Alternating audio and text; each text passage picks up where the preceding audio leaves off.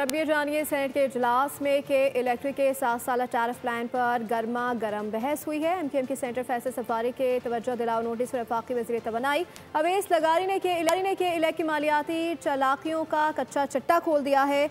वाज़ेह किया कि नेपरा के फैसले में कई टेक्निकी और मालियाती बेज़ाब्तियाँ मौजूद हैं। नेपरा ने के इलेक्ट्रिक को 13.9% लाइन लॉसेस की इजाज़त दी है। हालांकि कंपनी की अपनी रिपोर्ट के मुताबिक ये खसारा 9% से ज़्यादा नहीं होना चाहिए।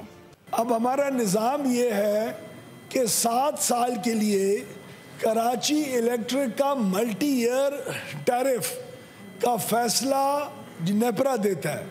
तो कराची इलेक्ट्रिक एक पटिशन लेके जाता है और वो कहता है कि मेरे अगले 7 साल के अंदर इन्वेस्टमेंट का ये इरादा है, उसके अंदर मैं नुकसानात इतने करूँगा, इतने जो बिल्स मैं लोगों को दूंगा इतने % रिकवर नहीं कर सकूँगा, मेरी वर्किंग कैपिटल की कॉस्ट ये है। जब रेगुलेटर का ये फैसला आया तो पाकिस्तान की तारीख में पहली दफ़ा हमने न सिर्फ उस फैसले को पूरी तरीके से स्टडी किया और उस स्टडी के बाद हमने एक रिव्यू फाइल किया कि नहीं, जो नेपरा ने इनको रेट दिया है वो बिल्कुल जायज़ नहीं है। उनके जो लाइन लॉसेस हैं वो 13.9% जो इजाज़त दी गई है वो बहुत ज़्यादा है।